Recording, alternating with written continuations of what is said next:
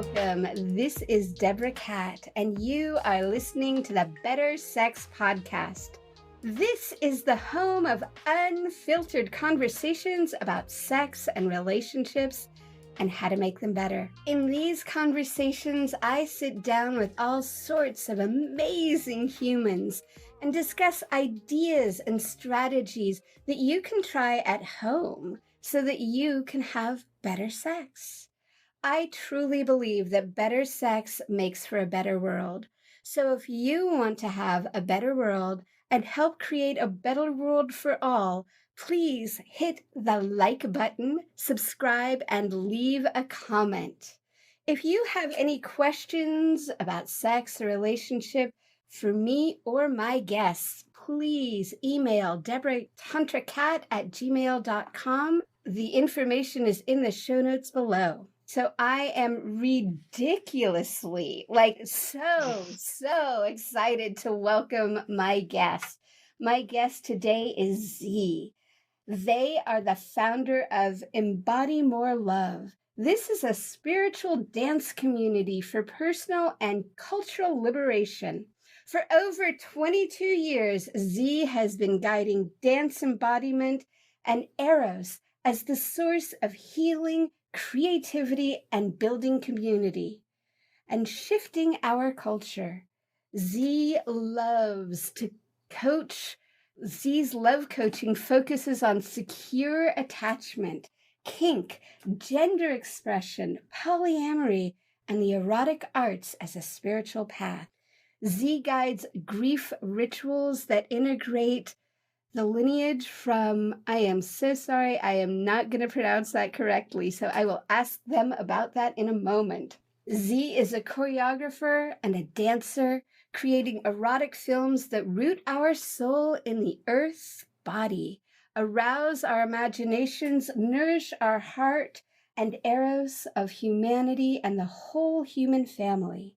Z performs rituals, books, coaching, grief rituals, and workshops to invite a dismantling of oppression so we can create a more truthful, a more loving, empowering, and meaningful relationships. Welcome, Z. I am so excited to have you here with me. Thank you. Thank you. Yes. And the grief ritual lineage that you asked about a moment ago is Sabanfu Some from the Dagara people of Burkina Faso.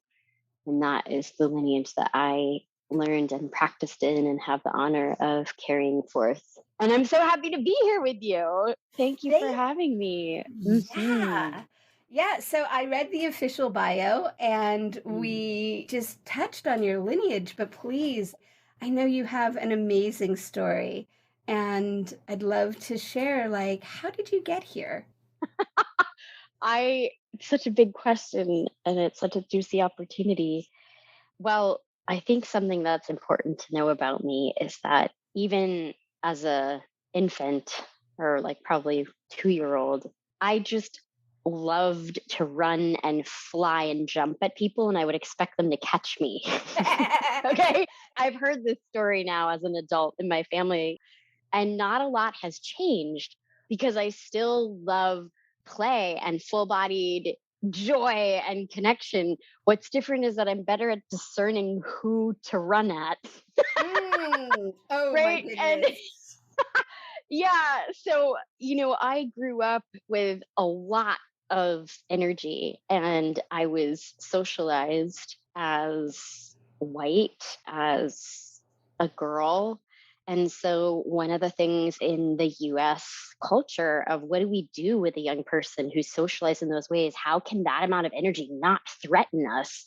Is, oh, yeah, send this person to ballet. That is an appropriate way for this amount of bounding, rambunctious energy and joy to be channeled. And so, the next 20 years, I was in this rigorous ballet, which actually gave me the opportunity to really understand how we condition white supremacy culture in the body And once I started recovering from being a bunhead, I was also comparing notes with folks who were recovering from the military. And we were having very similar experiences of the physical, emotional, mental rigor of this is the way you're supposed to be. And so I would say the heart of my journey has been a lot about how do I distinguish who I really am and the magic of that from the way I have been socially conditioned to be someone.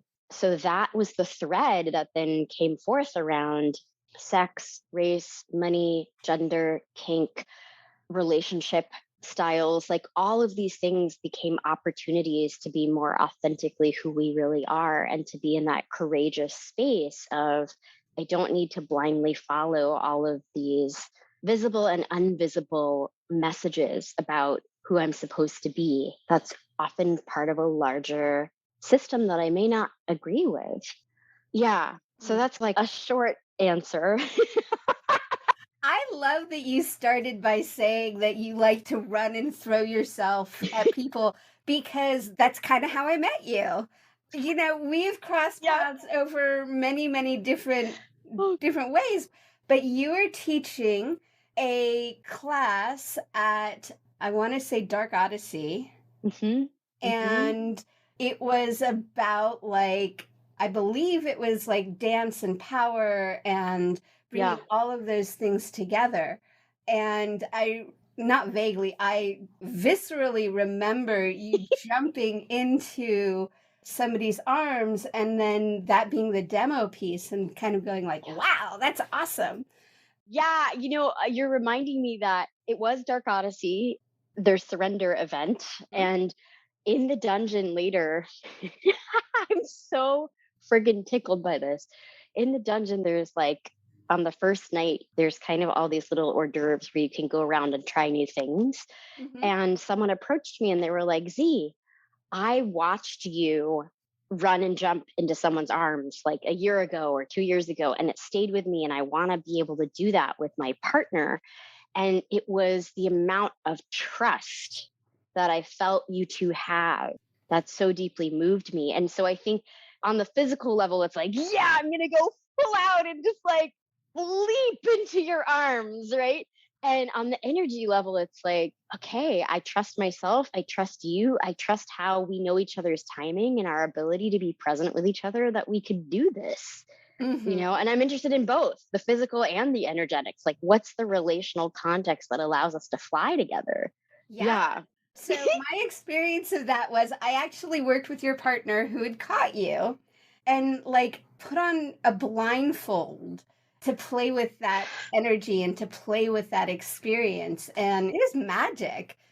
Oh, I'm so happy to hear that. Yes, yes.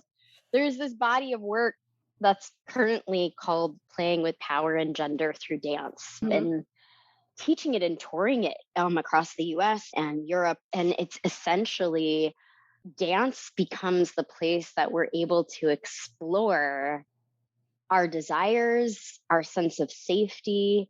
We might have ideas around what we want or don't want, but how often do we get to have a lab where Mhm. there's a curated and gently paced series of experiments, and then you get to harvest in a pretty low pressure space, right? It doesn't have to be with the person you're dating. It could be, but it's just like a relational lab around what turns us on and what Mhm. brings us into presence. And a lot for many people, it's the first time that they start to understand the erotic charge that power dynamics can have when they're really conscious, and the healing that can happen when they're really conscious. Because ultimately, I see kink as an attunement culture and a radical way to heal a lineage of mistrust that has been about the abuse of power dynamics, right? The lack of choosing, the lack of consent.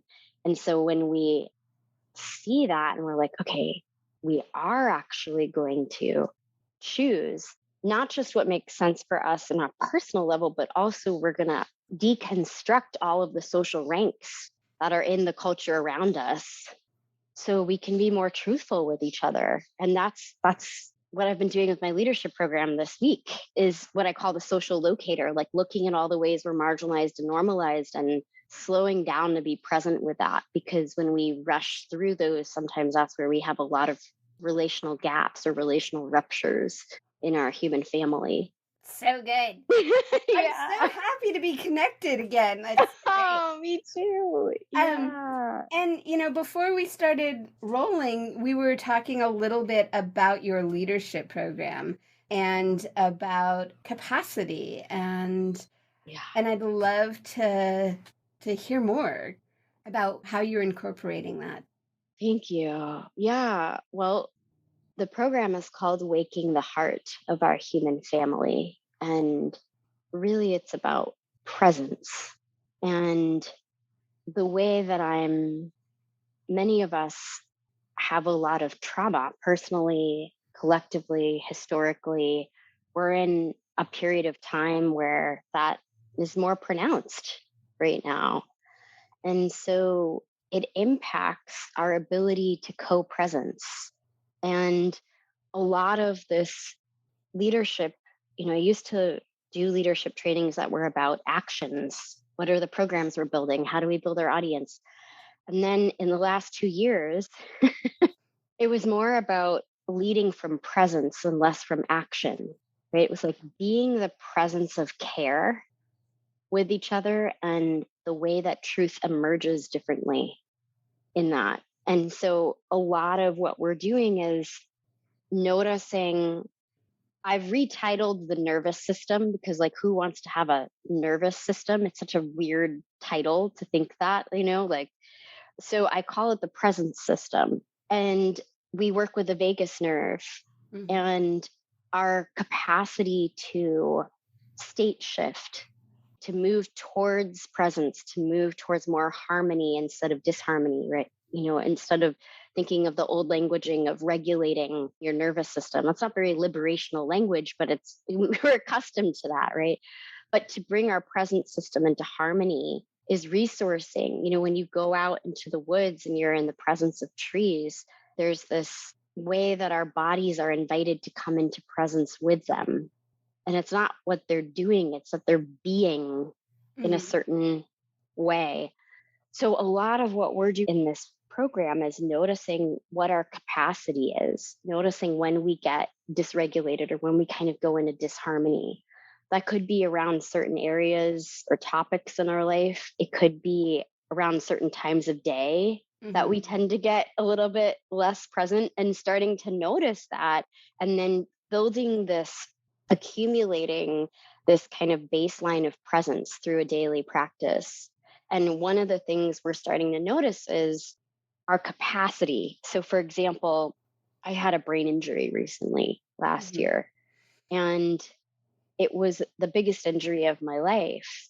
And I wanted to explore, how can I heal in a way that builds my capacity, right? A lot of times Mhm. we hear about trauma, but we don't hear about post traumatic growth.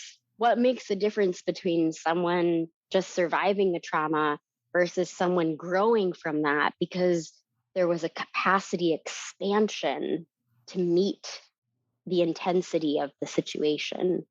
And that fascinated me. It was kind of an initiation. And so, a lot of the tools that I'm teaching in the leadership immersion are the presence tools that basically kept me alive through the 10 months of not having circulation in my brain.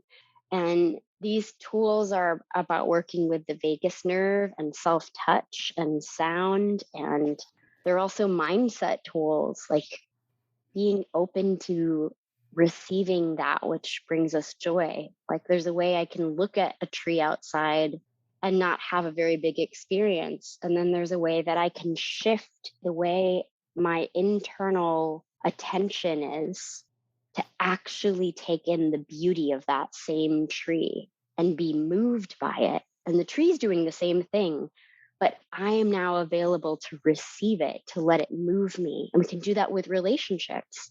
We can do that with an erotic sensation. What is that thing inside of us that allows us to now drink from something? Yeah. That is capacity expansion. Yeah. Yeah. Yeah, well, I was just going to say, when we spoke before, you talked about having the experience of doing yoga in your mind And at Hmm. some point, I believe it was a breath, or that you realized you were able to take a breath consciously. And Yeah. I'm wondering if you could talk a little bit about that. Yeah. Yeah. Thank you. Well, oh, wow. I've practiced yoga, I guess, since middle school. And it's one of many tools that I thought I would always have. Right. And then I didn't. In my injury, I was usually laying in the dark and I couldn't talk very well. I couldn't walk to the bathroom. And so I still missed, I wanted to still have that connection to my practice. And so I would listen to my teacher's voice on Zoom, but I couldn't look at the screen. And I would practice with my yoga community of many years, but in my imagination. And I would remember the sensations of downward dog. And I would remember the sensations of different poses. And it was a way that I could begin to bring some sense of agency and restoration to my body so that I didn't feel completely helpless laying in the dark in a pretty still way of being. And one of the things I had shared with you was that at this stage in my healing, my brain needed to focus on repair. So it wasn't really available for cognitive functioning, which was really hard because you wouldn't believe how many times we try to do cognitive functioning and not even realize we're trying to do it, but suddenly I had this little internal feedback loop that was like, hey, ouch, that hurts. We don't have extra energy for that. And so I was not able to control my breath, meaning I was breathing, but if I tried to choose, I'm going to start an inhale now, or I'm going to start an exhale now, it would hurt because that was a cognitive thing. And I was like, oh my God, for years in all my yoga, meditation, bodywork, tantra, all these trainings, I always took for granted at a certain level that I'd be able to control my breath. Hmm. And the breath is such an essential part of so many body mind, I will call it like magical arts, right? And I remember the exact moment. It was the week of Passover, and it was probably about 6 weeks into my healing journey with my brain that I finally had. It was in a yoga class that I had the ability to think, I'd like to inhale now. And my body could respond and inhale without pain. And I felt like spirit had given me the remote control back that I thought I would never have lost. I was like, oh my God, the power of how much we can change our state is so deeply connected to the breath. And I think many of us don't even realize the amount of agency that we can cultivate with that. So, since that time, which was now about a little under 2 years ago now, it was like, okay, we can really regenerate ourselves through breath. And that is a big part of observing our capacity and our connection. And breath can be a big part of that weaving. Yeah. Thank you for sharing that. Yeah. Yeah. Just to take it back a moment to where you were talking about receiving the tree and the connection between like being able to, I imagine that this is part of where imagination takes us as like, the trees to be in the tree, but we have to be receptive. We have to be open to that. We have to have some version of what does it mean? What does it feel like to receive a tree? Yeah. Yeah. It's like I now live in a beautiful place where I'm surrounded by trees. I've learned so much from them. Right. But it's like even our eyes, one of the things I learned in my healing process was how often I look at someone as if I have to go out of my eyes to see them. Like maybe I'm looking at a beloved or a family member or friend. It's like, oh, I have to go out of myself to see them. And then there was this shift of what happens in the presence system if they're like tiny little magnets in the back of my eyes. And I can let the image of my beloved or the image of the tree or the image of my community like come in because it's trusting that at a certain level, our bodies are actually designed to experience love and connection, and that we don't have to work as hard. And then that image can come into the back of the eyes and start to go down. We can even swallow and let that image go down the midline of our bodies, all the way down through the belly and into the pelvic floor. And there's a rooting of receiving the joy that that tree or that being gives us. And this was one of the ways I was learning how we can deeply receive connection without abandoning our own sensing of self. We're still in our midline, we're still in our own sensations, but we're also opening ourselves to be moved by the beauty of someone else. And that, as I started to teach that over the years in the leadership immersion, for many people, it was the first time they had tried that. Because a lot of us, no one ever teaches us how to receive. You'd be surprised how many of us are adults and we've never actually broken down that little internal drinking experience. Yeah. So I know we've been talking a lot about presence Mm. and the idea of being present and allowing presence. And we talked a little bit about capacity, and I'm curious, like, when you feel, when you start to feel at capacity or over capacity, what happens to your presence and where does it go? That's such a great question. There's a few different things I want to orient to in this answer. And you'll notice the first thing I do is slow down. Even in orienting to the question, I'm like, okay, so So what I noticed you do is you slowed yeah. down and you went Mhm. inside, right? Or it appeared that that's where your attention went, was like, oh, where am I in space? Yeah, I'm kind of tracing a few different places to enter this question. And I think, the first thing is as soon as you notice that you're nearing capacity, that is already a presencing thing because you're observing it, right? So many times we don't even observe that. And then we go into a kind of survival. And the way that survival plays out is unique to each person. So if you were to ask someone, how do you do survival? It's kind of one of those moments of like, oh gosh, yeah, these are the behaviors I do when I'm at capacity. And a lot of that, especially these days, is things like compulsively looking at a screen or turning to a lot of extra stimulation or rushing or more muscular tension. Now, the specificity of what that is for you is part of the doorway to answer the question of how do we come back to presence, because the more precisely we're able to notice how we go into that survival mode, the more we're able to, and this is kind of from somatic experiencing, we can even increase it just 5%. Like for me, there's a particular way that my left shoulder draws up in a kind of protective action, right? Mhm. These kinds of things at the edge of our capacity are physical and mental kind of more rigidity or strategies for protection come in because it's like the body saying, okay, enough stimulation. I need to catch up. And it's a wisdom response. It's not like, oh, this is bad. But then it's like, how can we turn towards capacity expansion? What are some of the things that I can do? Slowing down, longer exhales, sounds, like even kind of, right? Like that deeper humming sound. I can turn my attention towards something that resources me. I can turn my attention towards something I'm grateful for.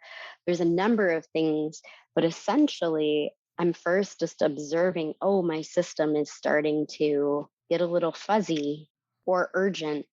And even if we're not physically in a circumstance where we need to like fight for our lives Mhm. internally, we can be in that more disharmonious state in our present system. And if someone were to walk into the room or to reach to kiss us or to want to make love to us, they could feel that kind of agitation. Even without words, they can feel like, oh, this person's system is not very harmonious and open right now. There's something going on, right? And so I say this because part of this, there's a relational context inside of this too, right? And so for us to slow down and begin to turn towards resource and take some more space. And what I do with my coaching clients is support them to more precisely observe what are their survival strategies that are happening on a physical level, but also what is the brain focusing on. Mhm. There's usually like one or two really strong beliefs or worries that we're thinking about that we don't even realize we're thinking about. And we start to see our life through that, almost like we start to gather evidence that this horrible thing we're worried about is true. And then we start to have a somatic response to thinking that. And so I used to take all these trainings about resourcing the body. And I realized there was a missing piece, which was that we weren't addressing until I became a coach, we weren't addressing what the amygdala, what the brain was focused on that kept all of those survival responses happening somatically. So just pausing to slow down your breath is not necessarily going to shift the pattern. It's going to help for a moment. But then getting in there and being a detective and kind of eavesdropping on the reality that your brain is so worried about is going to kind of unroot like the whole loop that happens when someone gets caught. And to make this very explicit, like, let's say I'm in a relationship and I'm worried that we're not doing well. Mhm. And when my brain starts to focus on, oh my God, I think my partner's going to leave me and we're not doing well, there's a whole series of things that happen in my body, even if I never say that out loud. But it's my pointing my focus towards that that starts to get this disharmony in my system. And I Right. would imagine that if that's where all your focus is going, you're missing the other 13 million things that your partner is doing that are like reassuring. Exactly. Yeah. It's like that's taking up a lot of space. So, one of the things we do is learn how to even notice that and then gently pivot the attention to start to notice how much care there is between you all. I'm Yeah. curious, like, so what might some of the stories sound like, look like that interrupt our sex? There's so many of them. A lot of times they're about relationship trust, right? Sometimes I often find that when people are having challenges with their sexual connection, it's there's an insecurity in their relation and their bond. That's often kind of the flavor of what's happening. So they might sound like my person doesn't desire me anymore. I'm no longer attractive to them anymore. Right. Mhm. And that worry can just get so big. Or they might sound like scarcity thoughts like, God, we don't even have time to invest in our relationship anymore. Or they might sound like, in my case, because I work with a lot of polyamorous folks, it might sound like, I think that my partner's new love is becoming more important, right? These are like versions of like, oh shit, are we okay? Are we Mhm. still in this together, right? These are some of the kinds of beliefs that can take us out of the presence, right? And the like, is there something to look at together? Yeah. Could you take us through one of those scenarios and how you might unwind it? Yeah. Is there one that's particularly interesting to you or that you notice in your people? Because I think it's, There's definitely, I mean, all of those stories for sure. yeah. Um, but Mhm, like, it's interesting because I've had a couple of couples come forward lately who are trying on polyamory. mhm, And what's fascinating to me is, and we've talked about it a little bit, is the like, where is the resentment hanging out? Like, I noticed mm, they're trying to push through it into, like, they're very new. And so they're trying to push through into compersion, or they're trying to, compersion being where mhm. you find joy in your partner's pleasure with another person. For those that aren't familiar with the terminology there. So it's like, as you said, slowing down and being like, there's no such thing as a good poly person and a bad poly person. There's the way you do poly person. At least that's my take on it. Oh, I love this so much. Yeah. So I would say before Jessica Fern's book came out, Polysecure, there was a very strong myth in many poly communities that to be that good poly person, in quotes, right? Yeah, you're supposed to be compersive. You're supposed to, if any of your insecurities come up, it's only for you to deal with. You shouldn't be bringing that to your person, and you're more spiritually enlightened if you don't have jealousy, right? And like, no, I was around people who thought like this. I even dated some of them, right? And it I was was really, probably that person for a while. yeah. And I mean, bless us. We didn't understand the attachment system the way that we do now, Mhm. right? And so inside of that, there was like this cultural pressure to bypass a lot of what was feeling uncomfortable, as you just Mhm. spoke to, right? And so one of the things when I work with couples is that I give them a safe space to actually voice what those worries are. And a lot of times they're just like, oh my God, like it's not wrong or bad. There's nothing wrong with me that I actually am having some of these worries or emotions come up. And I'm like, yeah, well, you and every other human who's like tried this experiment, you know? And so a lot of times the disconnect is the way we abandon our own experience and Mhm. create a really high pressure for ourselves to be having a different experience than the one we're having.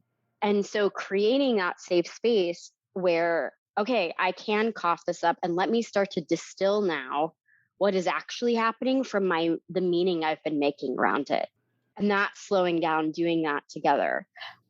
I also want to say one of the big takeaways for me with Jessica Fern's Polysecure, which I highly recommend. I've been poly for over 20 years, and that book just like, wow, I wish I had had it earlier. And she has a new workbook coming out in November, by the way. So Oh, right take a on. look, like you can pre order it. But I thought, when I learned from Polysecure, there was a group of us who many of us were lovers and peers and all sexuality educators, and we were reading the book together and we would do authentic movement sessions around it. And we did multiple rounds of this. It was so juicy and so delicious, and we needed it. I know. I want Yes, that. it's so good. Yes, you can do that with your people. Like it was about bearing witness to all the things we had tried to just slide over as if that would make us better people or better lovers or stronger community, all of which was not true. So, this radical compassion and curiosity. And inside of that, I realized, oh, the attachment system is really wise. Every other system in the body I've learned about, my endocrine system, my digestive system, my cardiovascular system, I learned to have awe for them. I learned like what is the beauty of being designed like this as a human. But the attachment system was, until I read Polysecure, it was the only system in the body that I had been introduced to as a pathology. It's the one that keeps getting in the way of you showing up as that generous, loving, compersive human. And I thought, wait a minute. Jessica was pointing to the wisdom. If something is coming up and we're starting to get that little twist in our stomach, or we're starting to feel like, I don't know if this is so stable anymore, right? That what if we were to consider maybe there's some wisdom here? Maybe there's actually something that wants to be looked at more authentically together. And often it can help to have another person present, but often there is something to look at. And that's where we come back to presence skills and capacity, as we were talking about earlier. So I now understand secure attachment as the ability to regulate your nervous system or Mhm. harmonize your presence system through the transitions of solo time and connection time, and solo time and connection time. And can we continue to resource ourselves through those transitions? And that is a skill set that we can build and we can practice and we can cheer each other on with, and a skill set that every human is capable of continuing to grow those skills. I just Yeah. want to come back to what you said about, I mean, what I heard and what I'm taking away is the idea of growing in relation, right? Yes. And as you mentioned back in the day when the thing was about we needed to go off and deal with ourselves, Right. and then come back. And it's very important. I don't want to underestimate the importance of having a good solid sense of who you are, having a good solid sense of autonomy, and realizing that they call it a relationship because there's relation going on. Like there's Yeah. interpersonal relationship. And I think for a while we went so far into the like, we don't want to be codependent. And everything and everybody is codependent if we need any kind of relational support. I'm happy to see there's more acceptance and more importance on the co-regulation, on the co-creation of relationships and of supporting each other in healing some of the pieces that changing some of the stories. It's like, I talk about one of my biggest learnings was when my partner and I were very new to each other. We've been together for 22 years. And Yay! we played with restraint. And I'd gone to a class. So I'd always had a lot of resistance to being tied up. I was like, no fucking way. Like, no one's gonna do that. They're gonna poke me and it's gonna be terrible.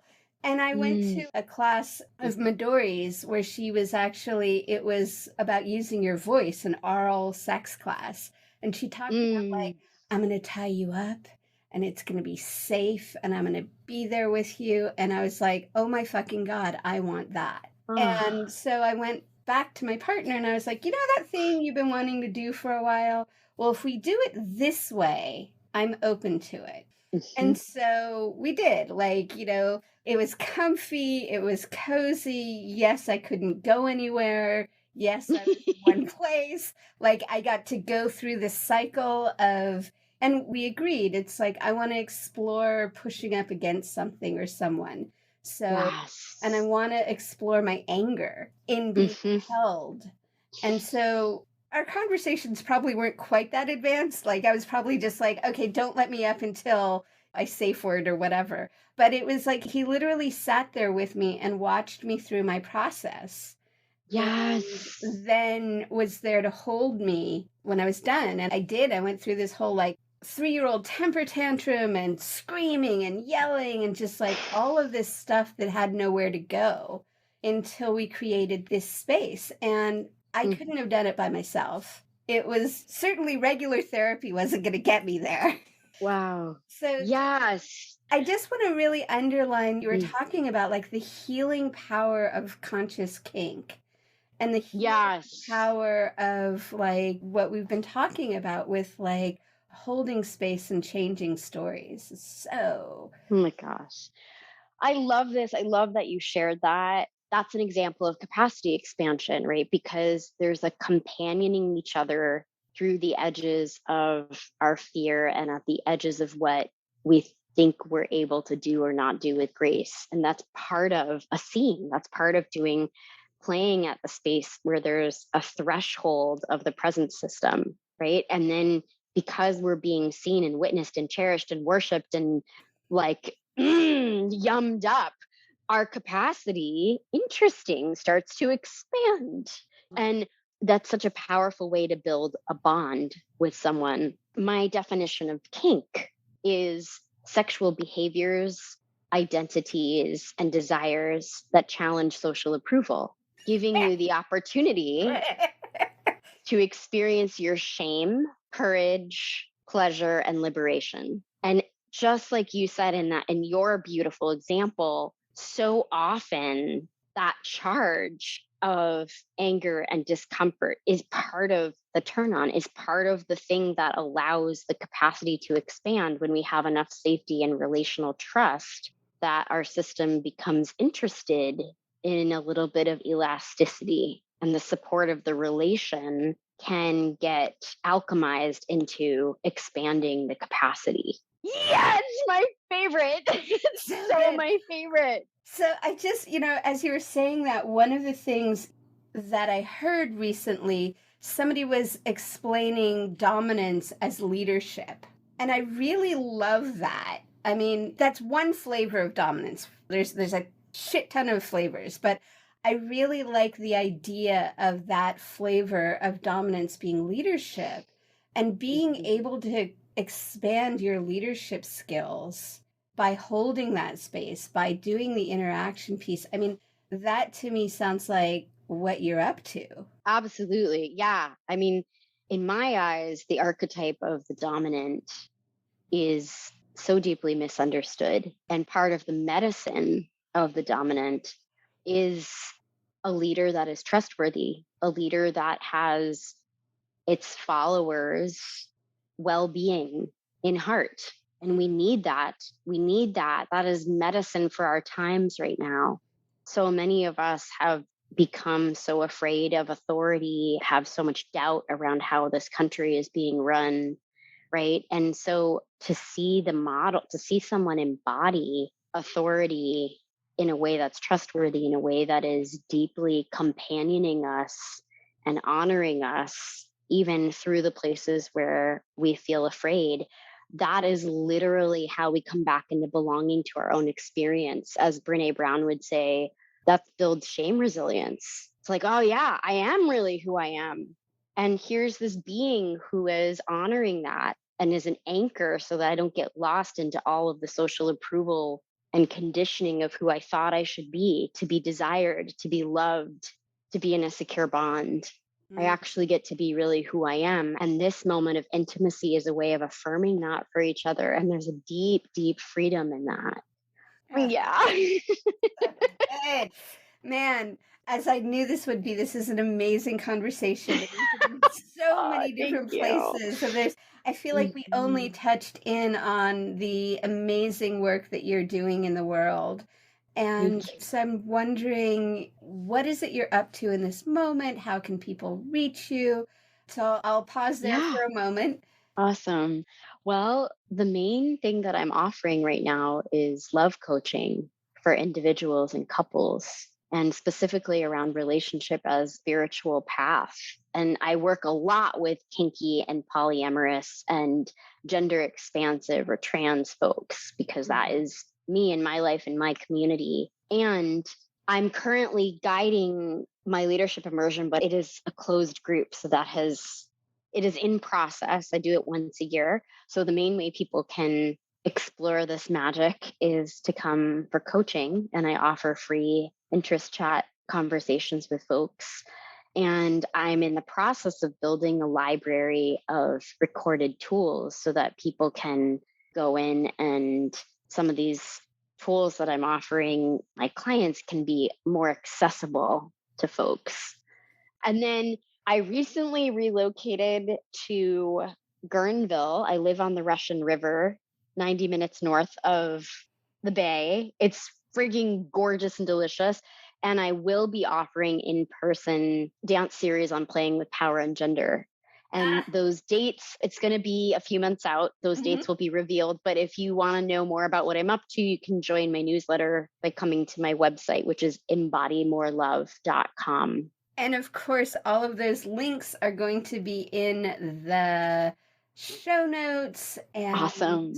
yeah, so last question. If there's one thing that you would like, I mean, in this rich and lovely conversation, if there's one thing that you just like, oh, please, I want to make sure that you get this piece, what might it be? Wow. I think what's most present is this idea that the places that feel overstimulating or like the edges of our capacity, to get curious about how they might be opportunities for compassion and connection. They're not necessarily our obstacles. There's some fertile ground for a deep honoring of who we really are. Yeah. Wow. Yeah, I mean, we're so often in this place of like, I need to work harder. There's something wrong with me. And it's like, okay, yeah, we can grow. And also, what if these were part of how we deeply moved each other in Yeah, our I truth mean, telling? what Yeah. I'm really hearing is it's like the places that we might want to shut down and push into the dark. You're suggesting that there are places that we get curious about and we embrace. Yeah. And we even let someone see us in them. I know there's a lot of charge, and some of that is erotic charge. And that's interesting too, right? So, yeah. that's kind of the little nugget there. And thank you so much for having me. This has been delicious. Oh my goodness. Thank you for an amazing conversation. And for those of you who are listening, if you want more of this glorious creature, please check out the show notes and feel free to ask questions.